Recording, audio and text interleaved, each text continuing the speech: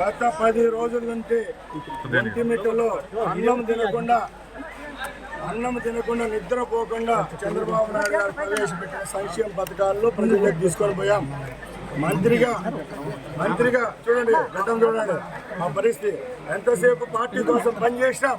ఈ రోజు ఇక్కడ గెలుపు కోసం మా ఇన్ఛార్జ్ అయితే నేనైతే పనిచేస్తూ వచ్చాం. మీరు డబ్బులు యథేచ్ఛగా ఇచ్చారు, ఒప్పుకున్నాం. పొద్దున్నే బూతుల దగ్గరికి వచ్చి తెలుగుదేశం పార్టీ ఏజెంట్లను లేపుతారు, వాళ్ళ ఇళ్ళ దగ్గరికి పోయి బెదిరిస్తారు. రాత్రికి వచ్చేది జగనే, రేపు రాబోయే కాలంలో ఇంట్ల దగ్గరికి ఆడబిడ్డల దగ్గరికి వచ్చి మీ ముగ్గురిని చంపేస్తామంటారు. అలాగే వికలాంగులు, వితంతువులు, యువత ఎవరైతే ఈరోజు ఈ పథకాలకు ఆకర్షితులై ఓటింగ్కి వస్తున్నారో బారుగా తిరుగుతుంటే లోపల వాకిళ్ళు వేసుకొని రిగ్గింగ్ చేసే పరిస్థితి తీసుకొచ్చారు. కాబట్టి ఈరోజు మేము ఎదుర్కొన్నాం.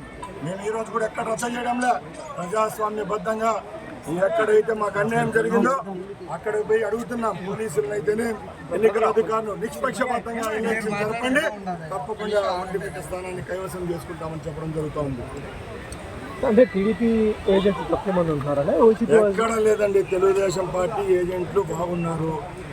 గత 4-5 ఎలక్షన్లలో ఇక్కడున్న లోకల్ పరిస్థితులను బట్టి కొంచెం ఇక్కడున్న క్యాడర్ను సప్రెస్ చేయడం జరిగింది గత 3 పర్యాయాలు.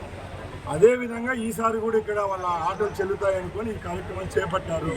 ఇప్పుడు ప్రభుత్వం మాదిందని చెప్పి మేము ఎక్కడ అధికార దుర్వినియోగం చేయడం లే. కిట్ ఫాట్ క్యాట్ అంతే. పొద్దున్నే 9 గంటల వరకు మేము ఎక్కడికి రాలేదు. 9 గంటల నుంచి ఎక్కడ చూసినా కూడా మా వాళ్ళ మీద దుష్ప్రచారం రావడం, వాళ్ళ మీద గలాట చేయడం జరిగింది. కాబట్టి ఈరోజు చట్టుకోవడం జరిగింది. మేము ఒకటే చెప్తున్నాం, ఓట్లు మాకు పడుతున్నాయి, గెలుపు మాది. ఎక్కడ భయపడే ప్రసక్తి లేదు.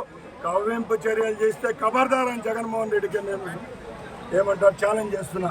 ఎందుకంటే ఎవడబ్బా సొత్తు కాదు కడప జిల్లా, గడ్డ పైన మేము పుట్టాం. నీకు రౌడీజం తెలిస్తే నీకంటే 10 రౌడీజం తెలిసిన వాళ్ళం. ఈ రోజు ఇక్కడ స్థానిక శాసనసభ్యుడు ఉన్నాడు, ఎక్కడ పోయాడండి? ఈ స్థానం నుంచి నువ్వు రిజైన్ చేసినావు. నువ్వు నీతి నిజాయితీ పరునివైతే ఈరోజు రా, ఇక్కడ జరిగేటి చూడు, మాట్లాడు. అంతేగాని చెంచాగాలను పంపించి ఇక్కడ రౌడీజం చేయాలంటే భయపడేవాడు ఎవరు లేదని తెలియజేస్తున్నాను.